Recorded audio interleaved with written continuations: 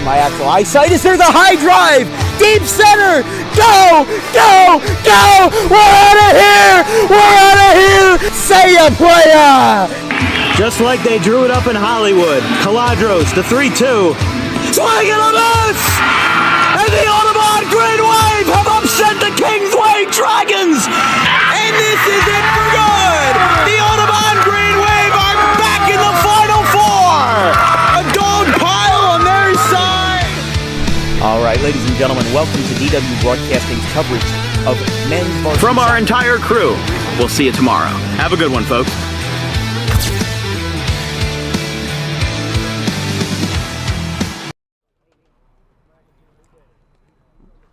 Pregame. All right, ladies and gentlemen, boys and girls, welcome to our second playoff game of the 2024 Tri-County Baseball League season here on Dan Wilkins Broadcasting. Last night we were down at the picturesque Alcyon Park for an instant thriller between the Gardens of Vineland and Cherry Hill Pittman, a game that the home team won 4-1 on a late 3-run shot in the 6th inning by Montana Millward. Today our scenery is a little different, traveling up to Belmar for a North versus Central matchup between the Cinnaminson Reds and the Roughriders. You got to remember that the Roughriders won the championship last year, but I feel like that goes over a lot of people's heads because they are 13-8 in the regular season and did not get a first-round bye. But now the scope is a little different. They're down 0-1 in the series to Cinnaminson, and a loss tonight sends them home until next May. But a win keeps them in the series and clinches a Game 3 in Cinnaminson tomorrow night. Now, two of the other 4 series besides this one are being played tonight. The Gardens of Vineland and Cherry Hill Pittman are meeting down in Vineland for a 7 o'clock start tonight, and then as well as the Sewell Wolves and CHBR third base, that's also going on down in Sewell. The only game that's not being played tonight is going to be tomorrow's feature, Washington Township and the South Jersey Grizzlies. Their Game 2 has been delayed to tomorrow due to field availability. So those two teams are going to get a bit of an advantage by taking an extra day rest and reconvening on Wednesday. Jake Swerdloff and Joe Ciroli, the managers for these two clubs, are meeting at home plate now for ground rules, so we'll have starting lineups and first pitch right after this.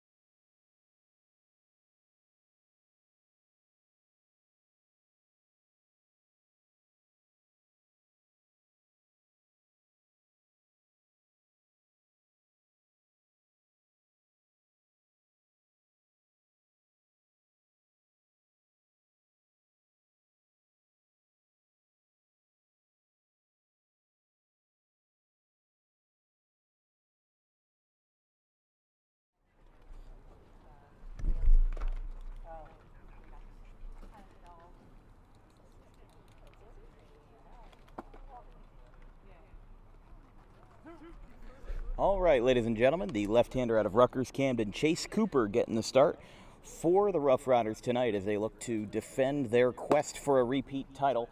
Down 1-0 in the series to Cinnaminson. They're going to look to hold on to that quest tonight with the Rutgers Camden battery of Cooper and Carbone behind the dish. We're going to get it started for Cinnaminson with their leadoff hitter, Sean Ahrens.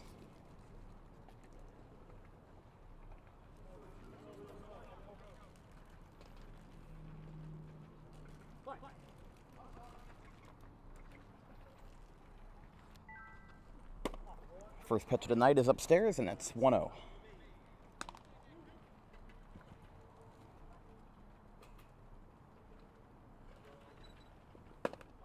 At the letters 2-0, Ahrens batting .324 on the campaign, 12 for 37.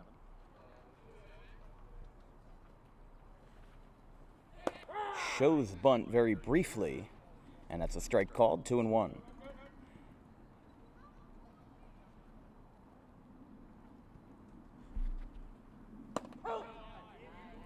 Catches the outside corner, and it's 2-2.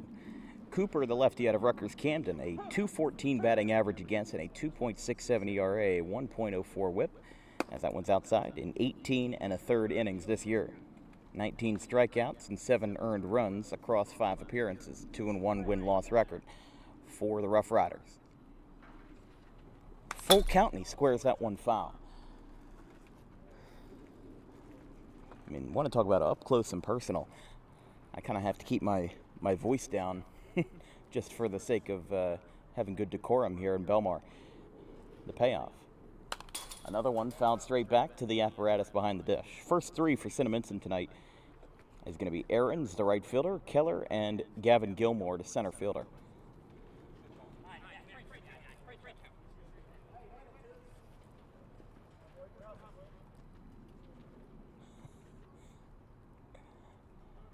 Cooper is set. Kicks and delivers. That one is another one fouled back. Going to be the 9th pitch of the at-bat as Ahrens is giving it what he has and looking to get the early advantage off of the Scarlet Raptor lefty.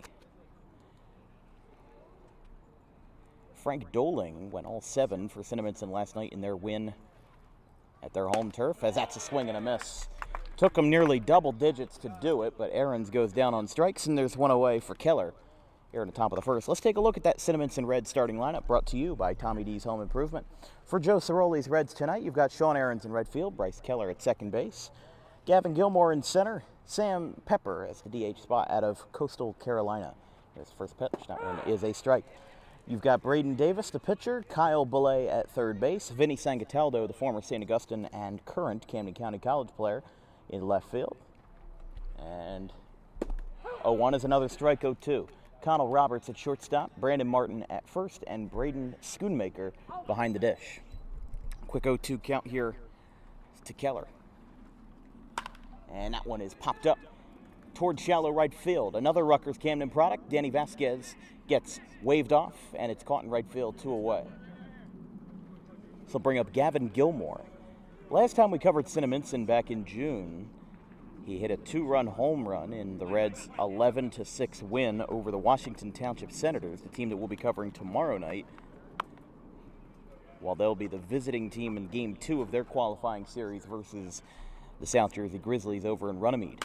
That one's going to be fouled back. Definitely making a lot of contact with the ball. I mean, Cinnaminson, obviously, with their win last night, riding pretty high going into Game 2, but Cooper seems to be in a groove early. A 9-pitch strikeout, followed up by a quick pop out to right field. That one is down, 1-1.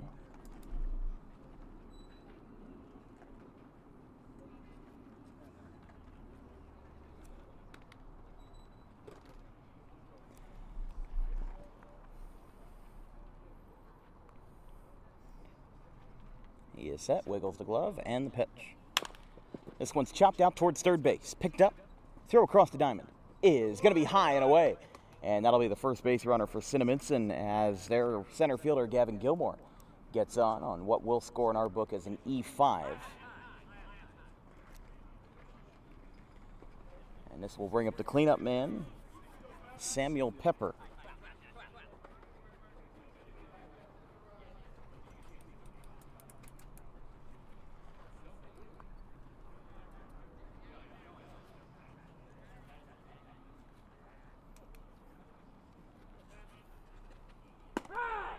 Strike called. Pepper out of Coastal Carolina takes a strike, and it's 0-1. 368 average for the lefty. 4 walks, 4 stolen bases, and a 977 OPS. There's another strike, 0-2. So Cinnaminson had 2 quick outs to start the first, and now Pepper looks to defend that after the E5. That got Gilmore on. Breaking ball, and he is retired to retire the side. Chase Cooper gets 1 base runner on by no fault of his own, but the Roughriders escape unscathed. Going to the bottom of the first, here from Belmar, no score.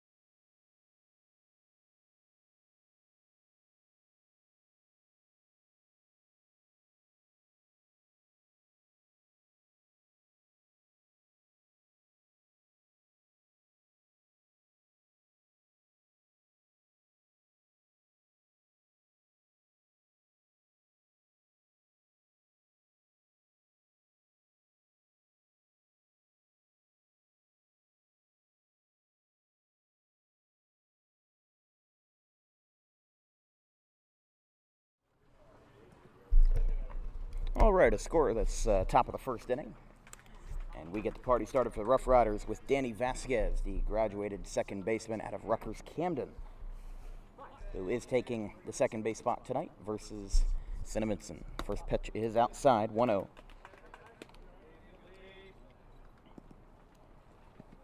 Braden Davis, the right-hander. And that will skip below the plate, and it's 2-0. Davis, 5 innings pitched this year, a 5.6 ERA, a 1.6 whip, and a 2.11 batting average against. 13 strikeouts, though, in those 5 innings, so he has been incredibly efficient when he can get the ball in the zone. That is a strike called, and it's 2-1. With Vasquez, who set the record at Rutgers Camden for most double plays turned across his 4-year career. Now setting up shop in the orange and black after setting up in the black and red for those 4 years. Of course, Rutgers Camden made the NJAC playoffs last year, falling to Rowan as their playoff bid ended early, 2-2. Breaking ball chopped right over the pitcher's mound and into center field for a base hit. Danny Vasquez with the first base hit of the night for either side, and it comes off Cinnaminson as Monmouth Eric Sabato grabs the bat.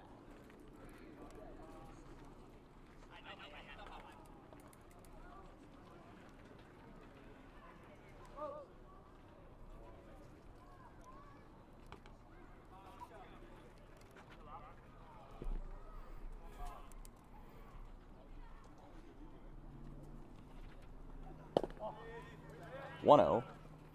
Catcher finds it.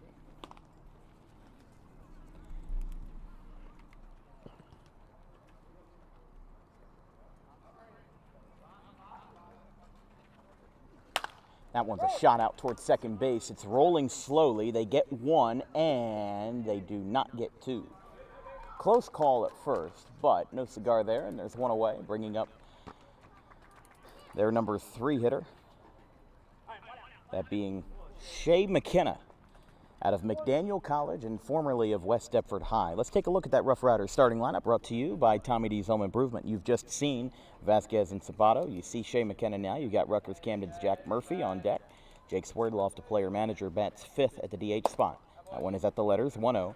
Jake Grice, a commit to Wagner College in Staten Island to play D1 baseball, but also of Haddon Heights, is at short. Cole McKenna of West Deptford takes right field in the 7th spot. Another Rutgers Camden product, Evan Carbone, is the catcher batting 8th, and Shane Daly in center field bats 9th. The lefty from the Scarlet Raptors, Chase Cooper, is the pitcher. Upstairs again, and it's 3-0 to Shea McKenna.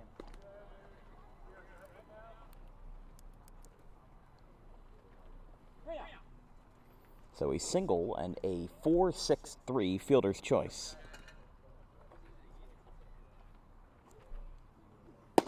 And there's a strike.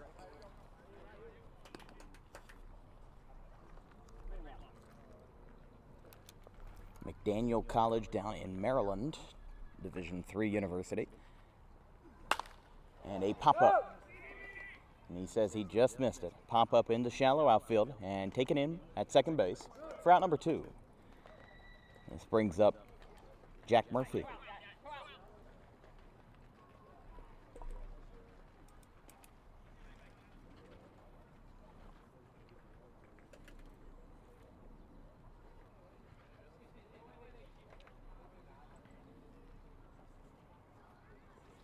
I apologize, this is Ian Murphy, the infielder out of Barton College in North Carolina. Runner goes, that one is high and inside. He ducks down, throw down to second. Is a close call, but he is safe, and Sabato steals second.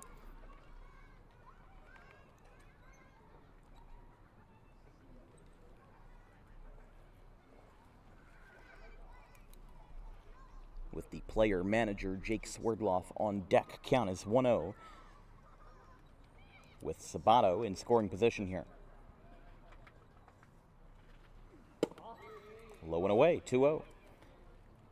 Jake Swerdloff, in his first year as a manager, took over for Thomas Gasse, who left the position with the Roughriders to become the AA Phillies bullpen catcher over in Reading, PA for the Fightin' Phils. Quite a job upgrade, if you ask me. There's a strike called, 2-1.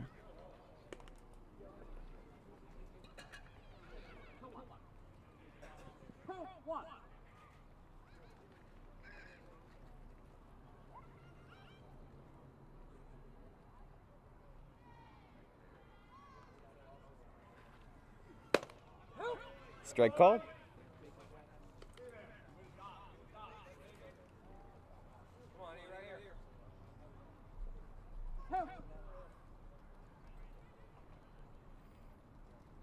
Cinnaminson looking to keep the Roughriders off the board here in the first. That one is away.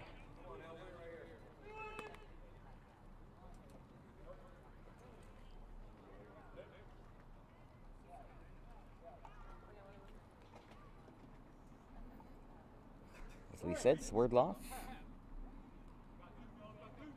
formerly of UMass, on deck as this one's roped into left field. Gets a crack there. Here comes Sabato rounding third. He gets the call. Throw to the plate is going to get away, and it's 1-0 Roughriders. Sabato scores on the RBI double off the bat of Ian Murphy, and that'll be the first run of this ball game. And it comes off the bat of Ian Murphy. Here is Swerdloff.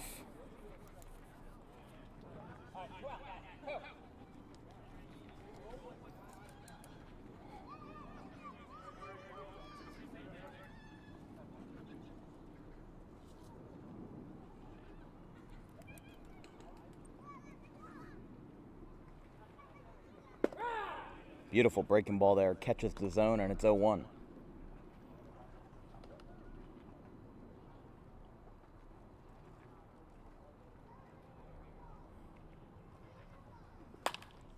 Popped up down the right field line. That one's going to go out of play.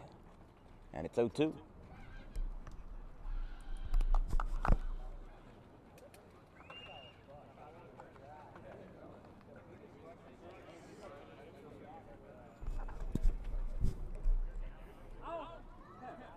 Swerdloff, a grad-level student out of Cherry Hill, but of UMass Amherst.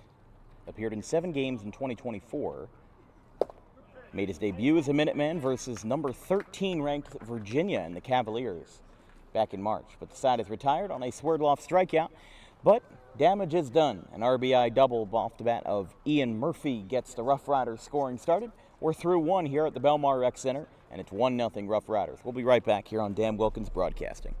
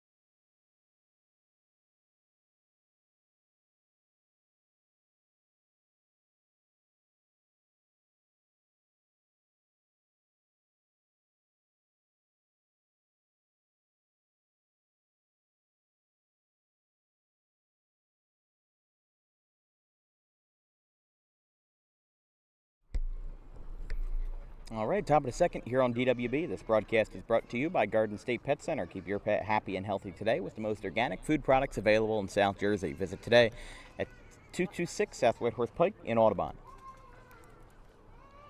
Roughriders brought 5 men to the plate and scored 1. As Cinnaminson got through Sam Pepper, the 4-hitter.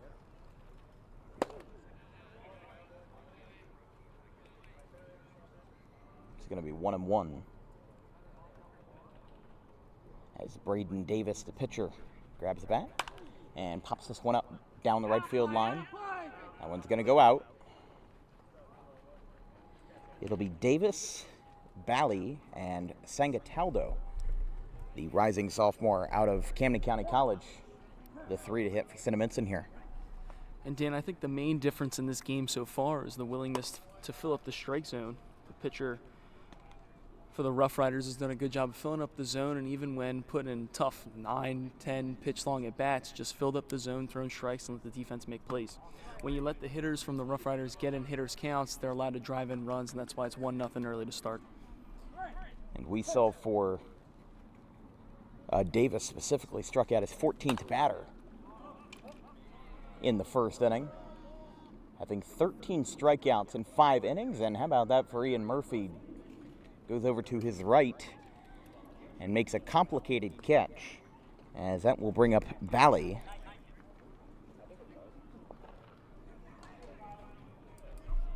And as somebody that's played on this field a couple times, especially in the past year, the way the sun comes in on that right side of the infield and the right field is very difficult. So a nice catch there by the first baseman.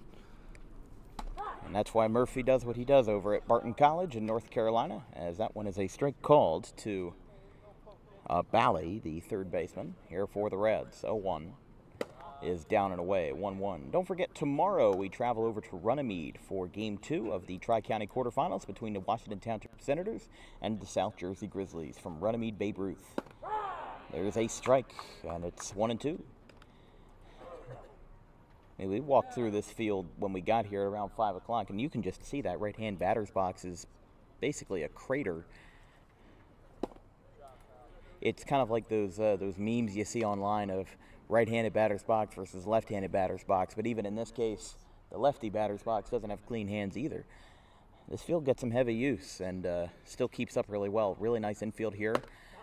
And overall, just, you know,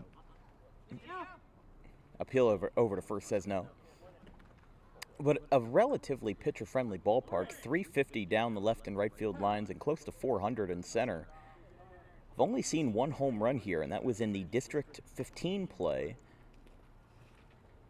Off the bat of, I can't remember who, but it was a Brooklawn Red player out of that team that made it all the way to the national championship in North Carolina last year for American Legion as a part of that, you know, Gloucester Catholic, like, super squad.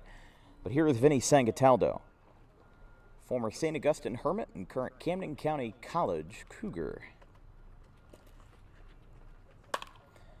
First pitch flies this one down the right field line. That's going to be a fair ball. It'll drop down in right field. Sangataldo's going to break for second after a bobble. The throw is not going to be in time, and Sangataldo trucks into second base with what's going to be a single and an E9. As some issues out there in the outfield allow an extra base. And just a bloop single right there from the batter, and a nice job to just go and get on his horse. He sees the bobble out in right field and takes advantage of it to get the extra bag and put himself in scoring position. And you could see he hesitated a little bit before going, but as he saw that, you know, there would be a little bit of issues getting that ball tracked down, was able to make that play. That one's fouled back. And it's 0-1 to Connell Roberts out of the University of Bridgeport. 318 average, 7 for 22 and a 718 OPS. 3 walks, 2 stolen bases, and 3 RBIs in the campaign for the Reds. 0-1 count with 2 away, runner on second. Cinnaminson looking to tie up the game. Ropes this one out towards third. Oh, has some trouble with it. McKenna bobbles it. And that'll be another base runner for the Reds as they reach on back-to-back defensive gaffes. And that leaves the door open for Cinnaminson and their number 9 hitter, Martin. So here is Brandon Martin out of Ramapo College in North Jersey. So he will bat with a chance to tie up this game here in Game 2. Reds looking to defend their series. That one is popped up and out of play. That is way back there onto the Belmar Purple Eagles football field. A team that we've seen a handful of times in the younger years of DWB.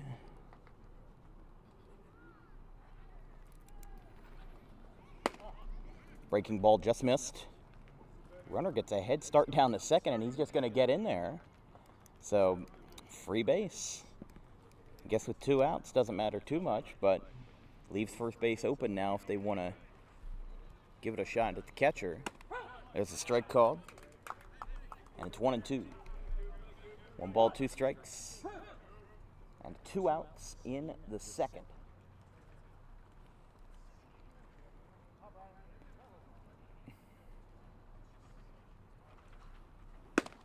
There's a swing and a miss.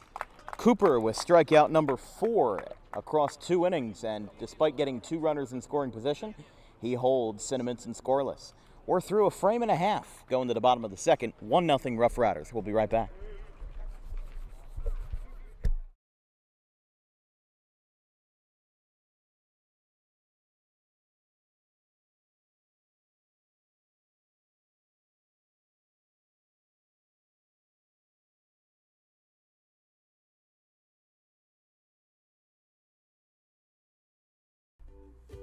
In life, the road ahead is full of possibilities, but to navigate it safely, you need the right skills.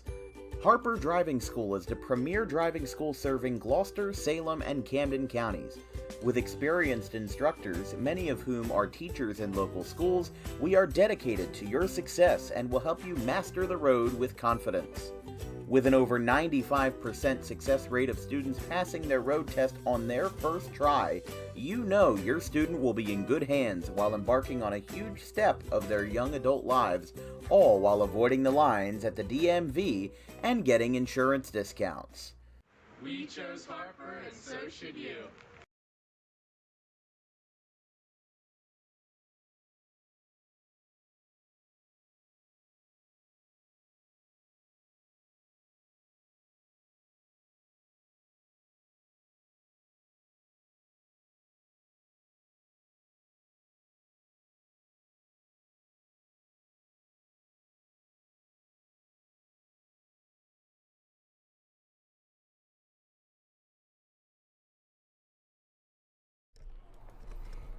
All right, here is Jake Grice, the former Haddon Heights shortstop and future Seahawk. No, he is not going to Seattle to replace Marshawn Lynch. He is instead going to Wagner College on Staten Island to play Division I baseball for the Wagner College Seahawks. Can't remember off the top of my head. I believe they're in the Atlantic 10 Conference. I'm not sure, though, the A10, but Cinnaminson brought 5 men to the plate and did not score despite getting 2 runners in scoring position, that being Sangataldo and Roberts. But Grice had a very prolific career over at Haddon Heights in that pitcher-friendly ballpark that we've seen a handful of times where you have to bring extra bug spray when you go to visit Haddon Heights on 8th and High, and that is a funky field, if I say so myself. There's a strike called. I mean, high fences all around. You've got trees all around you, and excited to see what Grice can do, though, over at Wagner. 3-1 is fouled way back towards the football field and onto the football field.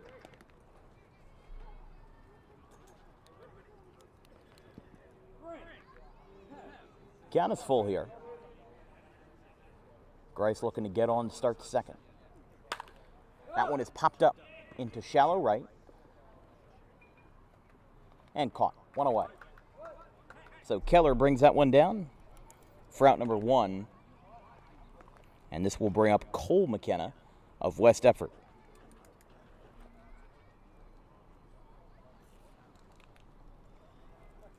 And of course, Jake, you being a former Colonial Conference player yourself at Sterling High, you've seen a lot of these guys, the McKenna brothers, Jake Grice, even some of these guys that might not be on the Roughriders now, but they have been in prior seasons. You're familiar with a good bunch of these faces, and it's interesting seeing them in the summer now and getting them at bats in that certain environment. Especially with the McKenna brothers and Grice, definitely was a handful playing against them.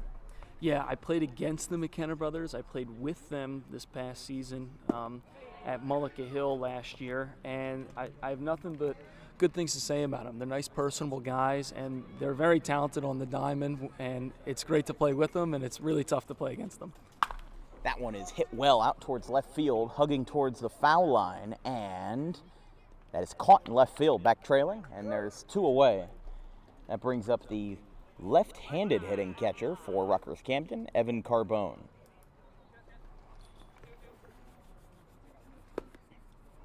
Of course, one of the assistant coaches and players, if you will, Zach Welsher, an Audubon graduate, class of 2012, won 2 state championships, the last 2 state championships out of 8 with the Green Wave in 2011 and 2012.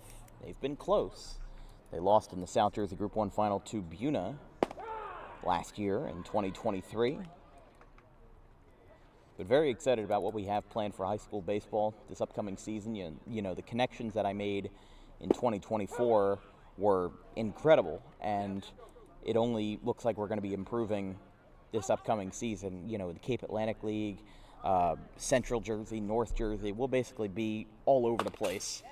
And I might not even be me calling every single game. RCSJ will be taking up a lot of my time. If our viewers aren't familiar, I'm going to RCSJ Gloucester, formerly RCGC, and even before that, Gloucester County College. So, I'll be helping build up the media program there, and I'm very honored to have that honor and very honored to have that distinction my broadcasting career to be 18 and a half years old and being tasked with kind of rebuilding a media program for a university. It's definitely something that I hold myself of high pride for being able to accomplish.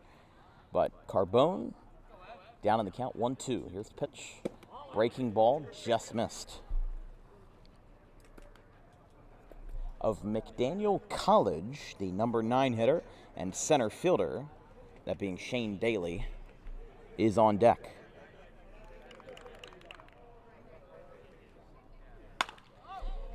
That one is hit out towards straightaway center field. And it's taken in to retire the side. Cinnaminson holds the Roughriders to a zilch, and we are through 2. The third inning will be radio silence, as we'll bring you a sound of the game segment brought to you by Garden State Pet Center. Stay tuned in the third inning, as you'll be able to hear every crack of the bat and every whiz of a baseball in the third. 1-0 Roughriders.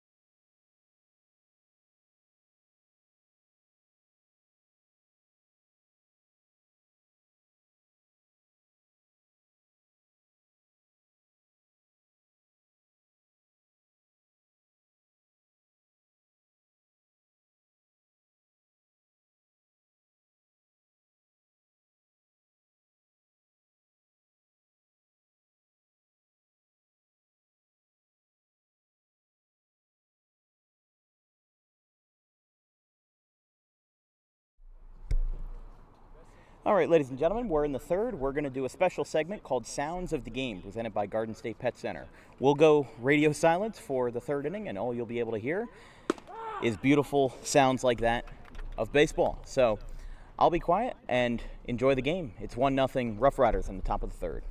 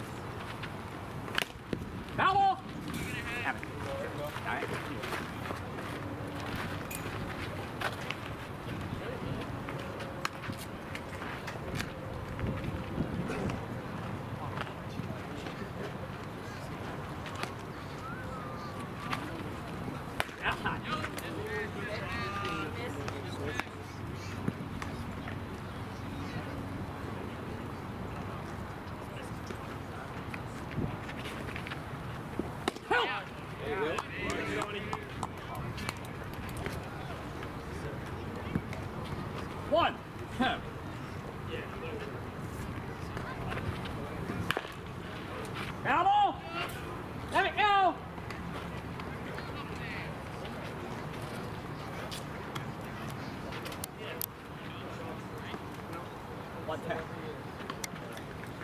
1-10.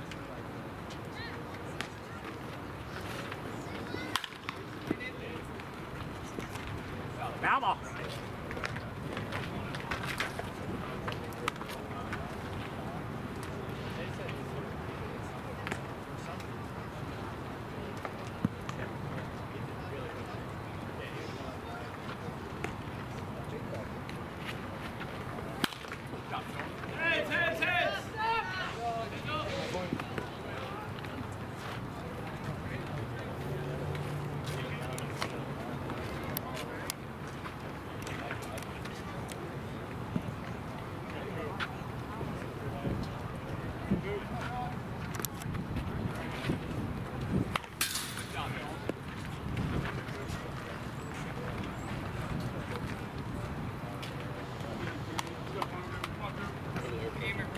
Now 1-2, guys. 1-2.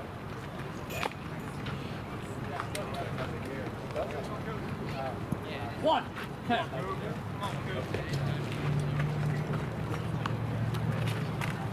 Oh.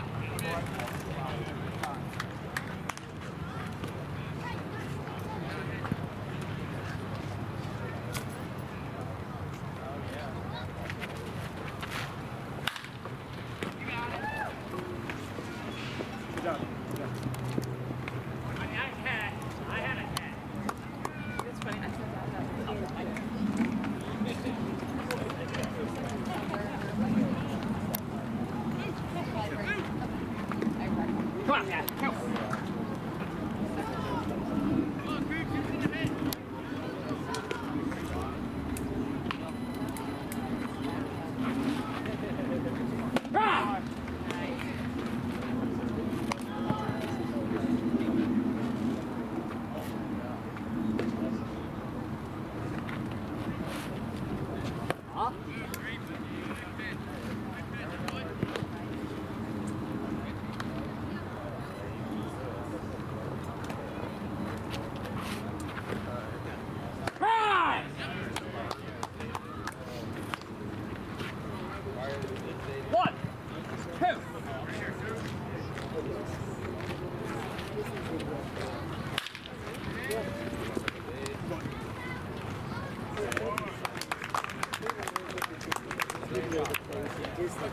Good inning.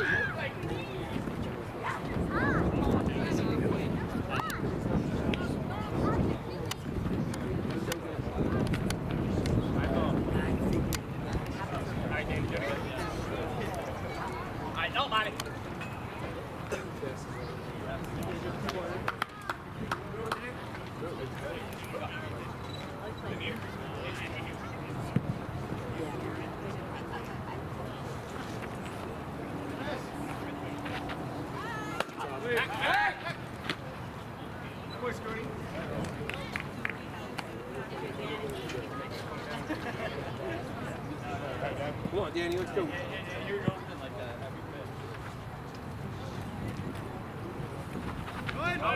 Hold on. Down.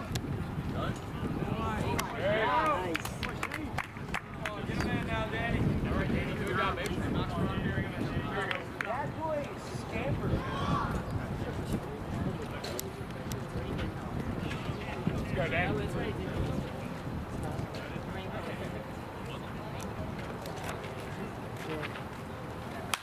Good job. Out of fire. Two, one. 2, 1. Come on, Ed.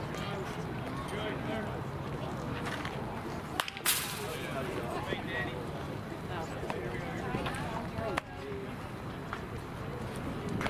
Two, guys. 2-2.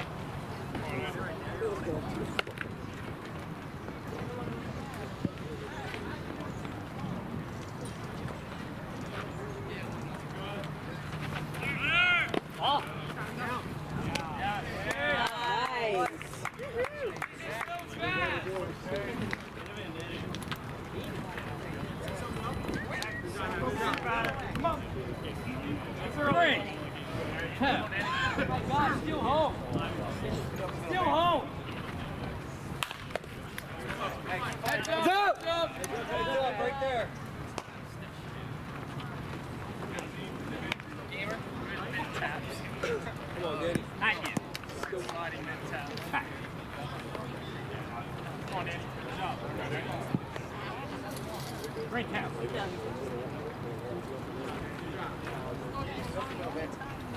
Yeah, baby!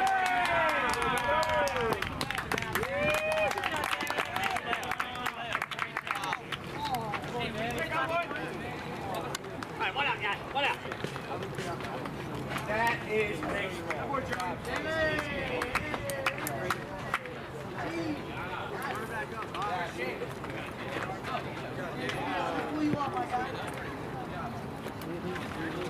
Good. Come on.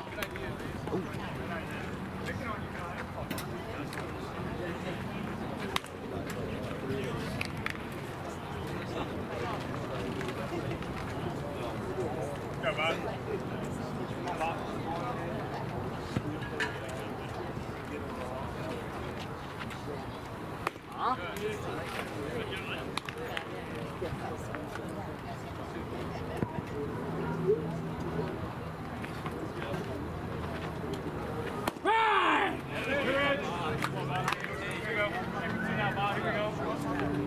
One, two. Good job. Two legs. Two. Good boy, Joey. Here we go. Thank you.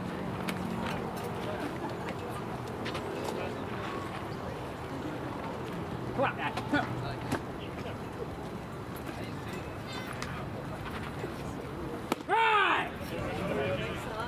Down, Blue. Come on now.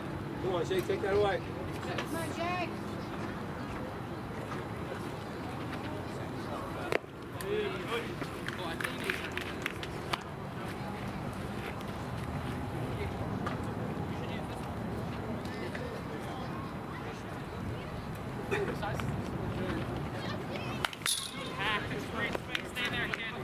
Right back down. 1, 2, sir. 1, 2. 1, 2.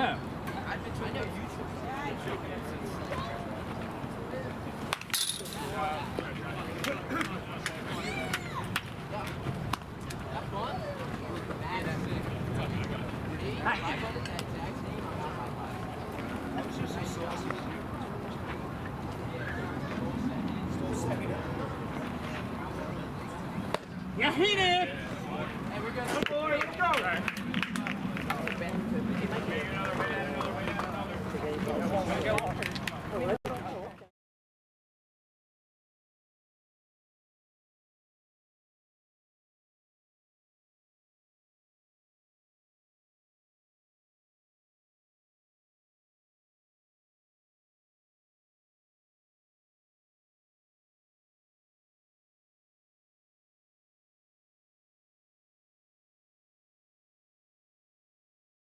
Tommy D's Home Design Center has opened a second location on Creek Road in Belmar. Operating in Philadelphia for over 25 years and now expanding into South Jersey, Tommy D's is the place to go for kitchen cabinets, countertops, and cabinet accessories, heavily discounted compared to big box retailers. Stop in, take a seat, and watch as our experienced kitchen designer makes the kitchen of your dreams right in front of you. Tommy D's is the best in the business for quality kitchen countertops and cabinets that fit all budgets. Call us today at 856-210-9504 or visit the new location in person on the corner of Creek Road and Harding Avenue in Belmar next to the 42 on-ramp.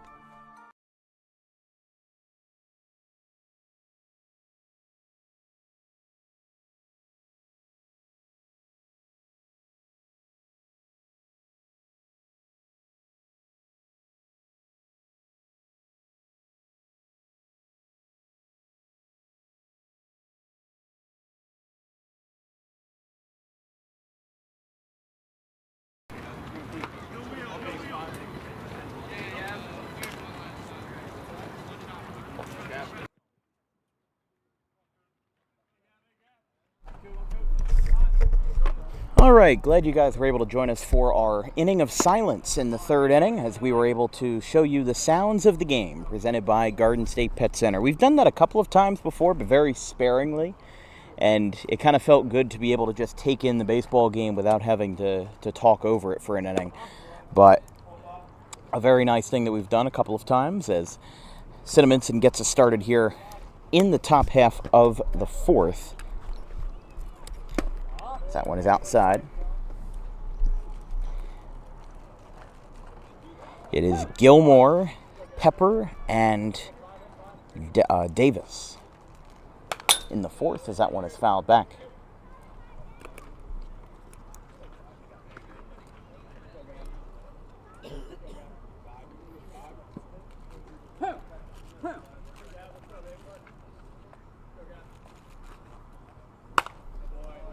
Fouled back onto the football field. Roughriders did get one run across in our inning of silence, if you will, as an RBI ground out by Danny Vasquez.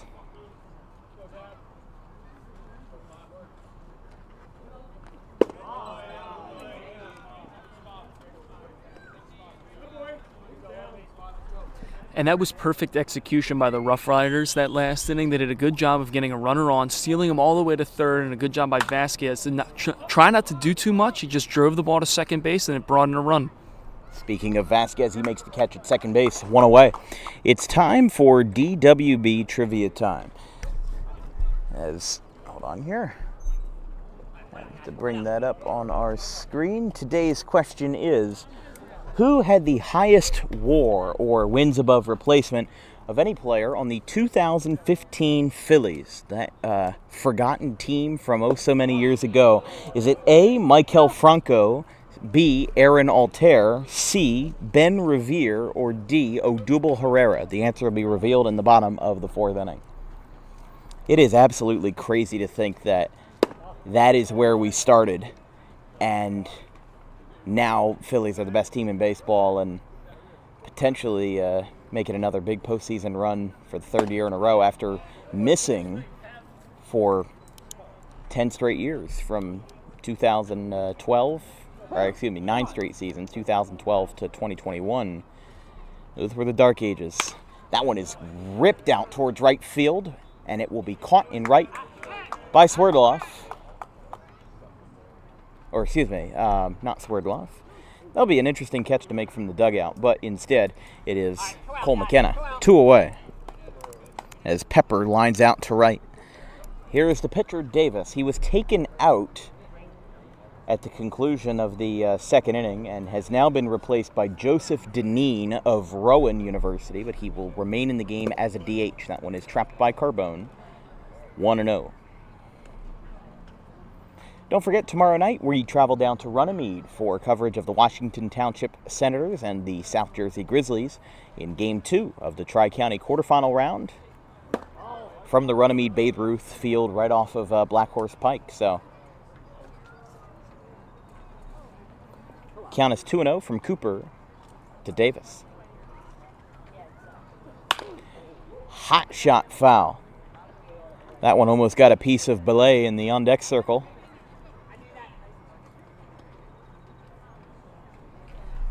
Good aggressiveness from the hitter in a 2-0 count. Just a little too early on that one and rips it foul down the third base line. But if Cinnaminson's going to get back in this game, they need base runners and base runners in scoring position. And that's exactly right. You know, they had that in the second inning. They brought 5 men to the plate, took advantage of 2 errors by the Roughriders to get 2 runners in scoring position, but just weren't able to score. And considering that they won 7-2 in Game 1 of the series last night on their home turf in Cinnaminson, you know, it's just surprising to see how night and day the Roughriders have been from their Game 1 performance to their Game 2 performance. So they're holding their own, and they're making it look like this series could go all the way. That's a swing and a miss, and Cooper strikes him out to retire the side. He's got a grand total of 6 strikeouts in 4 innings, and he is all smiles with Evan Carbone as he heads back to the dugout. We go to the bottom of the 4th. Still 2-0 Roughriders here in the bottom of the 4th.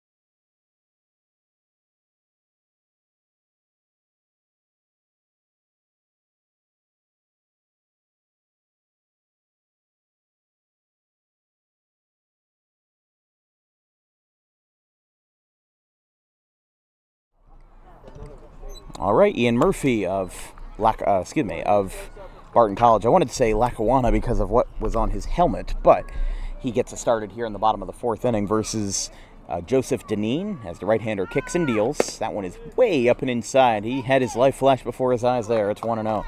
Murphy, Swerdloff, and Grice to bat here in the bottom of the 4th. 2-0 Roughriders as they look to extend their lead over the Reds and try to force a Game 3 tomorrow night. It's time for DWB Trivia Time. Today's question is, of the 63-win, 99-loss Philadelphia Phillies from 2015, who had the highest wins above replacement, as in who was the most valued player by whatever metrics you want to go by on that 2015 team? Was it A, Maikel Franco, B, Aaron Altair, C, Ben Revere, or D, Odubel Herrera? Producer Jake Clark, you got a guess? My guess is going to be Maikel Franco. I think that he had a very solid season that year, and it would either be between him or Odubel Herrera in my head. So, well, it was Odubel Herrera. That was the correct guess. He had 4.1 wins above replacement that season in 2015. Franco was 5th. Altair was 4th. Revere was 3rd. And in second, Cole Hamels, the pitcher that got traded in the middle of the season, still was the second most valuable player on that team. And it's crazy to think that that's how far we've come, you know, as the Phillies. Swerdloff out at first on the tag. That gets the runner down to second with Murphy. And a sacrifice bunt by the manager brings up Jake Grice. So back-to-back Division I products here for the Roughriders. Grice, the Wagner College commit, and Cole McKenna committed to Seton Hall. Staying close to home, both of these guys. Wagner up in Staten Island. And then, of course, Seton Hall up in central North Jersey. Haven't been there before. I haven't been to Wagner either, but still, Division I baseball is Division I baseball. Well, in Seton Hall, I've been there a couple times, as it was one of the schools I looked at throughout my process. It's a beautiful school with a beautiful baseball field, very tight campus that's gated the whole way around in the oranges up there. So about an hour and a half ride for Cole McKenna next year. Well, probably not just next year, but in about a month, that'll be fouled back. I'm very grateful with the situation I have right now. You know, RCSJ Gloucester is 15 minutes away from my hometown of Audubon, and even Rowan, when I eventually transfer to Rowan as a rising junior after 2 years at RCGC, it'll be a very different experience for me, but I'll be able to split time between, some family that I have down in Gloucester County and my apartment in Audubon. So, I'm very grateful to be in the opportunity where there is such great and superior athletics in such a small pocket of Jersey. That one skips off of the catcher's mask. Oh, he falls down, and it allows the runner to get to third. That's one of those things where, we went to Burlington Township a couple days ago, and the distance from home plate to the backstop was 45 feet. And you could basically have a village back there, but this is very different. I mean, we are tight against the catcher, batter, and the home plate umpire. I'm speaking in a golf announcer's voice, and they can still hear me clear as day. That one is down the right field line and foul. So, this is the night and day between where the Roughriders play and where Burlington Township plays, where we visited the Ed Varick Field last week. And for Jake Grice, this is a familiar backstop, just like Haddon Heights with that backstop that's very tight, and an advantage for the catchers here. They don't have to worry about runners taking two bags. That's a base hit, and that scores Ian Murphy down the right field line, and that makes it 3-0 Roughriders as Ian Murphy gets home, and the future Pirate, Cole McKenna, comes up to the plate. Grice just has a knack for hitting baseballs. Had a fantastic senior campaign at Haddon Heights with a bunch of hits for the Garnets, and there's another one there, but this time for the Roughriders. Roughriders now lead 3-0 in the bottom of the fourth inning. This broadcast is brought to you by Tommy D's Home Improvement, as the throwback to first, not in time. This broadcast is brought to you by Tommy D's Home Improvement. Make your dream kitchen come true today with wholesale kitchen cabinets and countertops at heavily discounted rates compared to big box retailers. Visit today at 612 Creek Road in Belmar, right down the road from this Belmar Rec Complex, next to the 42 on-ramp, down the right field line and foul. Stays in play, and it's 0-1. Don't forget, we are less than 40 days away from the DWB football kickoff on Thursday, August 29th, between two Burlington County foes, the Palmyra Panthers and the Riverside Rams, as a memorial trophy will be honored for that Palmyra-Riverside rivalry matchup on the Thursday Week 0 matchup from Riverside. And then tune in the night after for some Gloucester County football from Friday, August 30th, between the Collingswood Panthers and the Clayton Clippers, as we've got a 2-game set to kick off our 2024 football season. 0-2 count and a pop-up foul. That one is out of play. Back onto the football field again.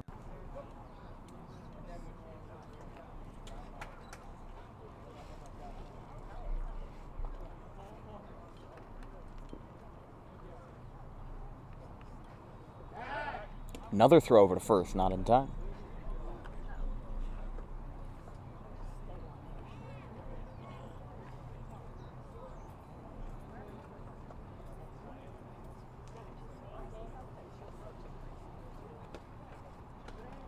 Another one over. That one was a little late, and he got him. Third time's the charm.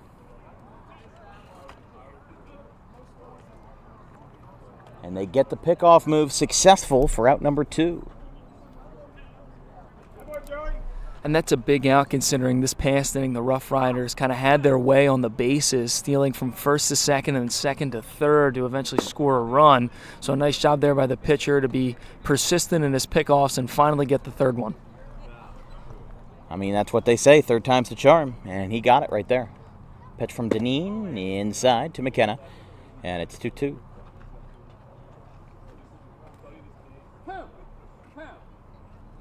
So 3-0 Roughriders here in the bottom of the fourth inning. Cinnaminson looking to get back in control of this game. But it looks like this series could be going to 3, but we'll see what happens. We're through 4 after that strikeout to the Seton Hall commit Cole McKenna. It's 3-0 Roughriders.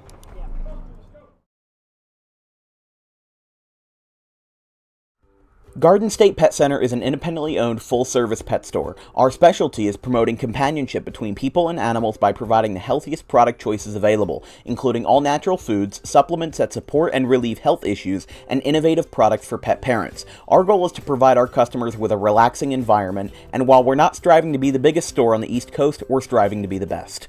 No other pet store will make you feel at home like we do. At Garden State Pet Center, we view pets as members of the family. We don't believe in fast, high-pressure sales, but instead matching up the right pet with the right owners, as you are making a lifelong commitment. Together with our team members, we would like your visit to our store to be both enjoyable and educational. Simply drop in and take a look around. View the birds, reptiles, small animals, toys, food, cages, and miscellaneous items. Learn of the services we have to offer and decide for yourself if this is the store you'd like to call your home away from home.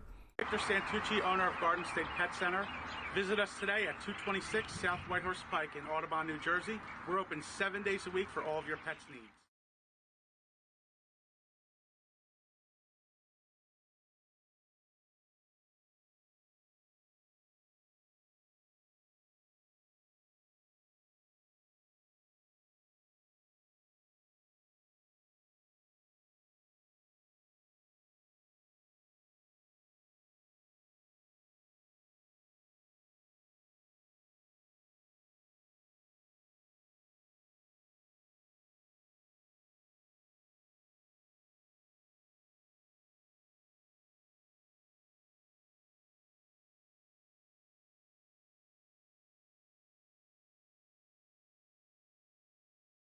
Dust off that dirt. So that's fine.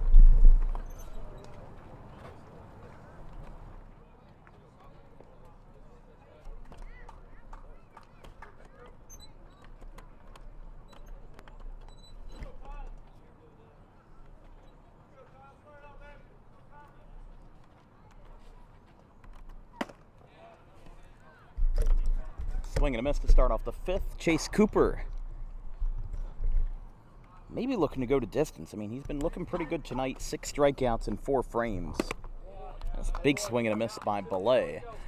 And it's 0-2. And that's the advantage you get when you pound the zone and get ahead in counts, is you're able to go deeper in the game and give your team a better advantage.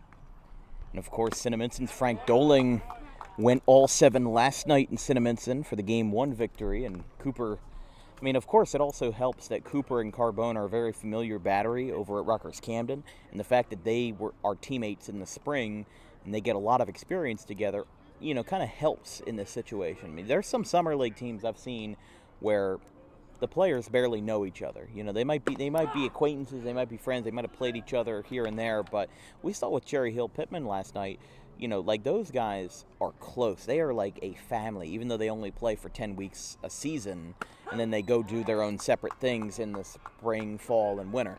But there's just some teams that feel very discombobulated and unorganized because it's just an amalgamation of players. But when you think about the fact that Cooper and Carbone are teammates at Rutgers Camden, Vasquez is a second baseman over there, and there's a good bunch of guys that have played each other in the travel ball scene as well. You know, this team is built for good camaraderie, and they have some good things as well. Sangataldo flies out to right for Connell Roberts now.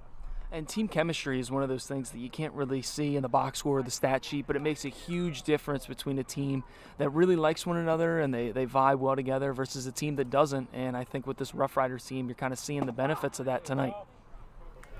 That's a strike called to Connell Roberts, who reached on an E5 in his first at-bat. That is fouled back. Cinnaminson held to just one hit tonight, but the Roughriders do have 3 errors in the field. Gavin Gilmore reached on an E5 in the first. There were back-to-back errors to the benefit of Sangataldo and Roberts in the second. But that Sangataldo hit was a single E9, which negates any no-hit bids in the works. That one is also going to take care of that, as that one's into right. And actually, no, it hangs up long enough for a catch by McKenna. He's got 5 innings and 7 Ks. Chase Cooper is red hot, and the Roughriders are going to look to keep that momentum going as we go to the bottom of the 5th. 3-0 in favor of the Roughs. Garden State Pet Center is an independently...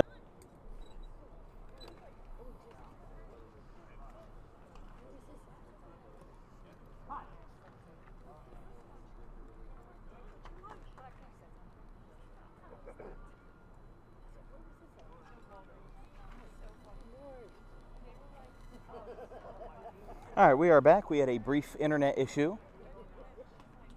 As a pitching change, Lewis Hart is out, and the player manager, Joe Ciroli, is in the ball game. So he is going to take this game by his own hands and pitch in the bottom of the 6th for the Reds. Roughriders lead 7-0. They got a 2-run single by Evan Carbone and have the bases loaded with 1 away. So we will take a quick break as we have a DWB pitching change here in the 6th in Game 2.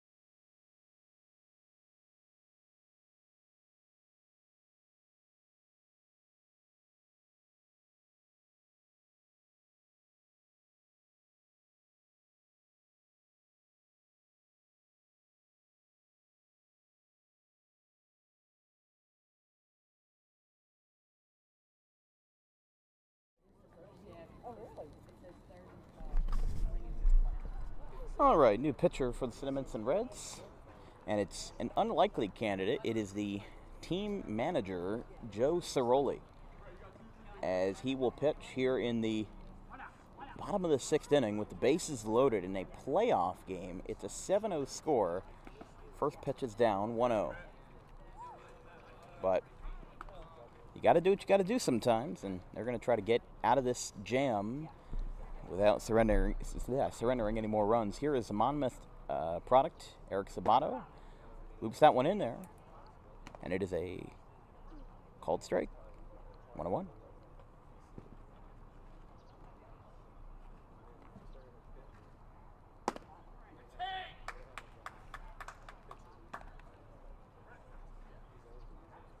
Oh, my apologies, 3-0. I had that one wrong. Strike 1.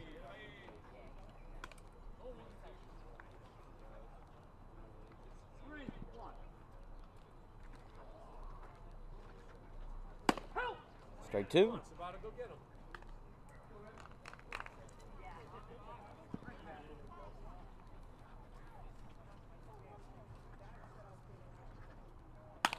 Oh, that ball is crushed into left center field. It's actually going to stay in the ballpark. The looks can be deceiving, but that will be a sacrifice fly, scoring Cole McKenna, and it is 8-0. Put a good ride into that one, but just couldn't get enough of that. That is a sac fly by Eric Sabato. And there's 2 away. And if you're the pitcher, you'll take that. A couple pitches and a quick out. You give up a run, but with the bases loaded, a nice job of damage control. Could have been worse. 2 or 3 could have came across. So you'll take the 1 and the out, and 1 out closer now to getting out of this jam. And Ciroli, the right-hander, now dealing with 2 runners on, 1 at first and 1 at second. Out of New Albany, this one is popped foul. His first pitching appearance of the season. 1 ball, 1 strike. 2 away to Shea McKenna of McDaniel. He had a 2-run triple in the 5th. That one loops in there, and it's 2-1. Kind of has like an ephus pitch, if you will. I'll love to see it. Fastball misses low. I love to see that much variance in a pitcher's repertoire, though. You know, you see sometimes, I think it was Hyunjin Ryu when he was with the Dodgers. He had this like big looping curveball that went like 67 miles an hour. Oh, and that one hit him. That one's gonna hurt. And bases are loaded again after the plunk to McKenna to bring up Ian Murphy, the 9th batter of the inning, and there are still 2 away. But as a part of a 3 spot for the Roughs as they look to force a Game 3 tomorrow night in Cinnaminson.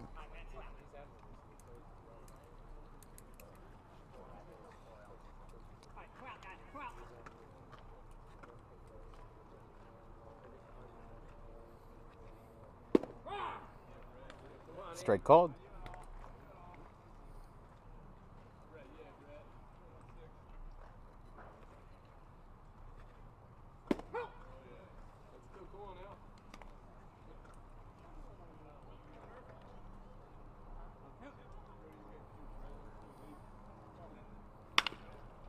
Reaches for one out to second base, and Keller is there to retire the side. Roughriders put up 3, and now Chase Cooper will go back out for one more frame, trying to complete the complete game shutout and force a Game 3 tomorrow night. We'll be right back. It is 7-0 Roughriders. Excuse me, 8-0 Roughriders.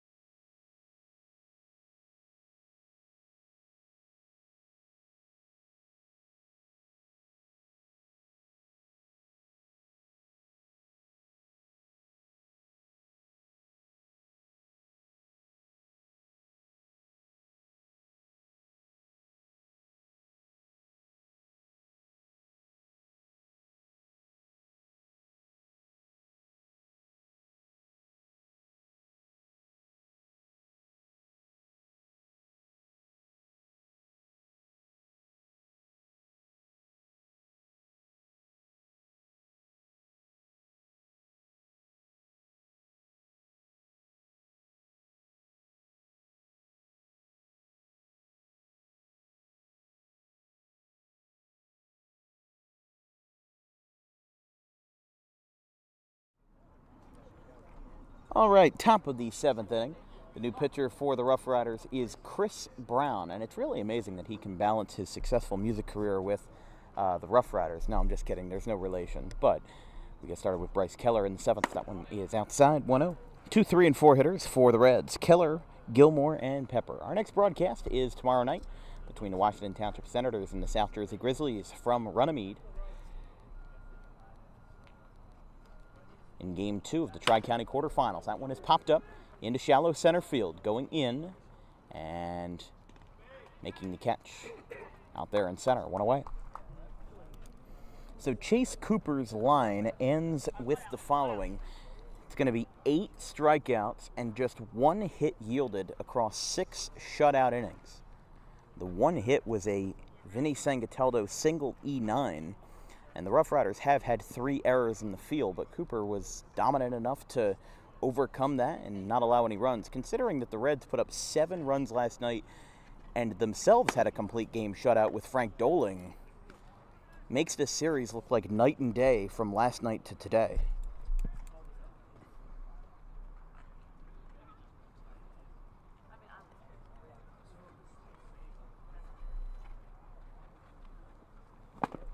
Oh, he swung and missed and his Evo shield flew off. I can't say I've seen that before. That's a new brag though. You swing so hard that your equipment falls off.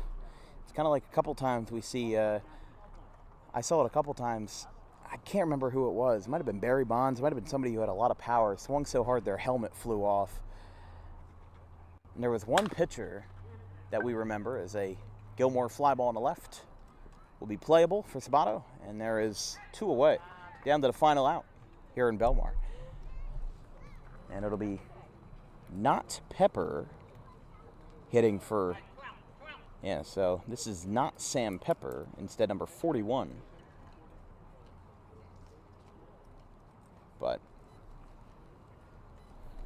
And Dan, the big difference in this game was obviously the outing for the Roughriders pitching staff, with the starter going 6 strong innings and giving up just 1 hit in that time frame for a lot of it.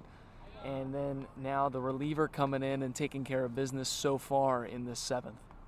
This is really a big sign for the Roughriders that, you know, they're not going anywhere. They didn't win the Central. They finished actually 3rd in the Central with a 13-8 record behind CHBR and also behind, why am I blanking on this one? But, you know, they had a respectable record as the count is 0-2, but, you know, they were the title champions last year. You would have thought that they would have come out swinging and, you know, won more games than they did, but... you know, the fact that they're in here and they're making a good run in the playoffs, I think this is going to swing the momentum pretty well going into Wednesday night's matchup for Game 3. Here's the 0-2 from Chris Brown outside. But what a night it's been for the Roughriders. You know, their offense has been consistent. It has been poignant, and really from the first pitch to the last, they have been in the driver's seat for the entire night. Here's the 0-2. That is fouled back. 1-2. If the inning continues, it would be not Pepper, but instead Braden Davis, the DH next.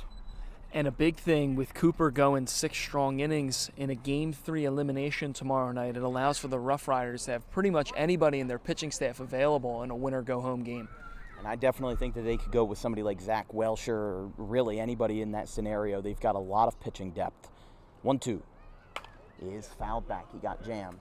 I mean, you have so many pitchers, so many quality pitchers on this club that can make an impact and make a difference. You've got another Haddon Heights product, the lefty John DeCostanzo out of TCNJ, Cole Bauman out of Haddonfield, you know, Jackson Edelman, Daviel Fernandez out of Gloucester Catholic. So many great options for these guys that they could go with any of them in Game 3.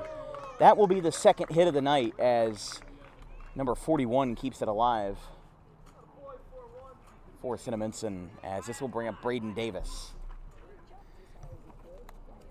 I mean, Vasquez went for whatever he could. He put in 110% on that play, but just couldn't bring that one down.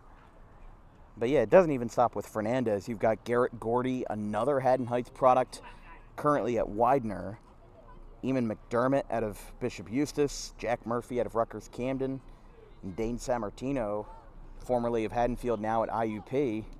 And as we said, the former Audubon product, Zach Welcher. That one skips up behind the dish. And Carbone brings that one in. And that's the advantage right there for the catcher, the small backstop. That one bounces right back to him and keeps the runner at bay at first base. I mean, that's an easy wild pitch if we're talking about Burlington Township, where that you've got that 45-foot backstop from home plate to the back wall. And it's not even an even surface all the way there. 2-0. as that one just missed. Don't forget to follow all of our social media platforms for DWB, including our Twitter at DW Broadcasting and our Instagram, also at DW Broadcasting, along with our Facebook, Dan Wilkins Broadcasting. Make sure to like, follow, retweet, whatever you need to do to promote South Jersey athletics through Dan Wilkins Broadcasting.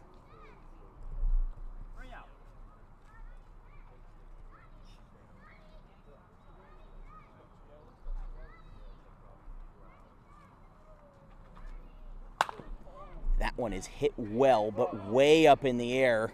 Over towards third. McKenna looks for it, back trails and makes the catch. And there you have it. The Roughriders, after giving up a complete game last night, bring some heat of their own with 6 shutout innings of 1 hit apiece. As Cinnaminson falls 8-0 to the hands of the Roughriders. Your player of the game presented by Harper Driving School, Chase Cooper, with 6 innings, 8 strikeouts, and 1 hit baseball throughout that entire time frame. He was dominant tonight, and, you know, he used pretty much the strike zone as his biggest weapon. You know, he threw a lot of first pitch strikes, and he made it possible for, you know, a good outcome in the end just because that's what he does. And he did that at Rutgers Camden, and now he's doing it for the Orange and Black as well. So, Jake, any words for this guy? Well, the pitching was phenomenal from Cooper throughout the game, and you mentioned it. Strike number 1 was his best friend today. Came out through a lot of first pitch strikes, pounded the zone, and then the offense did its thing, putting up 8 runs for the Roughriders in a commanding win against Cinnaminson. And excited to see who comes out on top in a winner-go-home tomorrow. Especially with, 3 games in 3 days, especially with Cinnaminson having to travel half hour plus to be here on the road. Now the Roughriders have to do the same tomorrow at the higher seed Cinnaminson. So, things can change from day to day very much. And we'll have to see if the momentum for the Roughriders sticks or if it will swing back to Cinnaminson at home tomorrow night. So stay tuned for the post-game interview brought to you by Harper Driving School. As after our good friends over at the social media intern shop are done, we will grab Chase Cooper for a couple of words in the DWB post-game show. We'll be right back.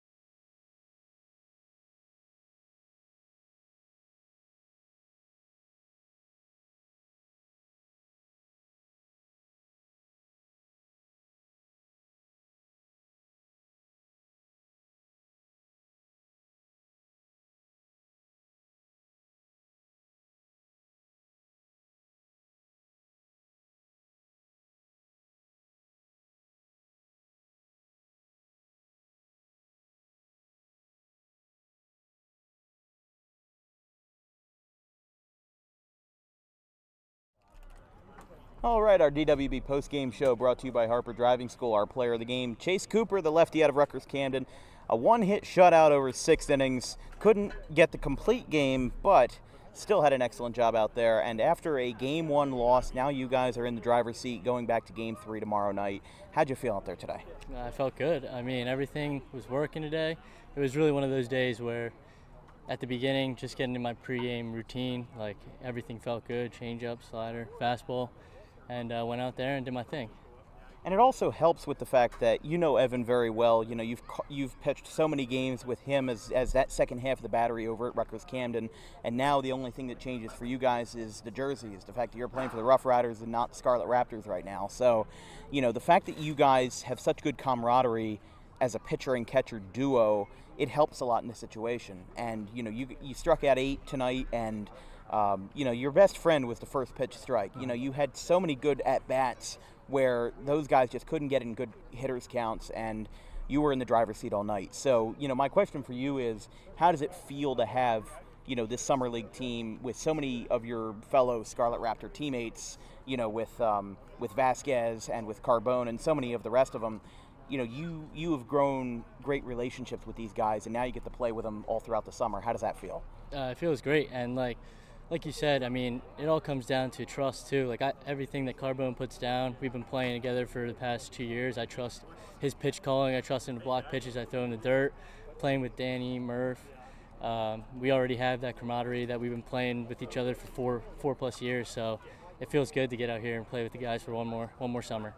Yeah, and of course for you guys, you know, it was a big hit to fall to Cinnaminson last night, and now you guys are going to be all tied up for a winner-take-all tomorrow. So what is, you know, how does the team feel? The team feels loose. The dugout sounded loose all night, and they were, of course, in control all night, so of course they would be. But now that you guys are going into a winner-take-all Game 3 tomorrow, you know, what is the mindset for that team? We got everybody. We got all hands on deck tomorrow. Like I said, the offense is feeling good. Everything's clicking. Offense and defense are pulling it together here in the playoffs.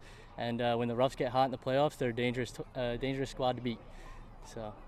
And for you, I mean, I was looking at that mound out there. It doesn't look complete. I mean, it's not the fault of really anybody in particular, but just it didn't seem like a normal pitching mound. It just looked a little off. I don't know, you know, if that's just me being crazy, but of course for these guys, you look at the 2 batters boxes, they're basically 2 craters out there. So, you know, you're playing at a unique field, and for you guys, you've had a couple of different fields where it's been your home team. You know, you've had to play a couple games at Folk Field, had to play a couple games at Camden where you were the home team. You know, this is kind of your home field, but not 100%.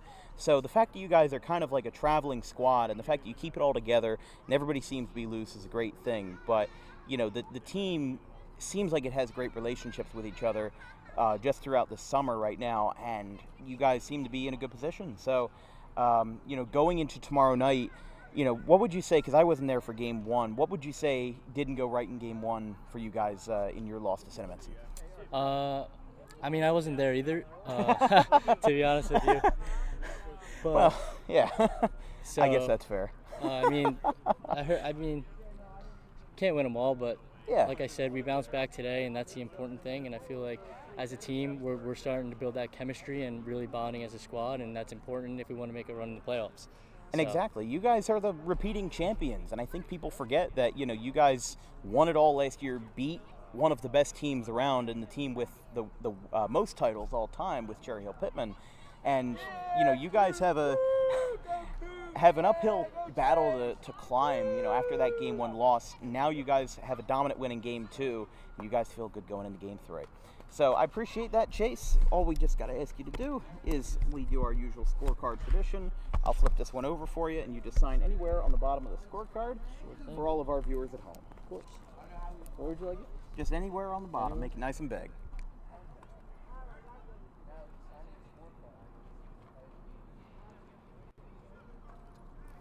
All right, there you go. Some good penmanship, and some of the fans will be getting plenty used to that over in Camden. Thank you very much, Chase. All right, that's your player of the game, Chase Cooper. 8 strikeouts across 6 innings, 1 hit shutout, and he had an excellent night. and so did the Roughriders with an 8-0 win over Cinnaminson to clinch a Game 3 final winner-take-all in the quarterfinals.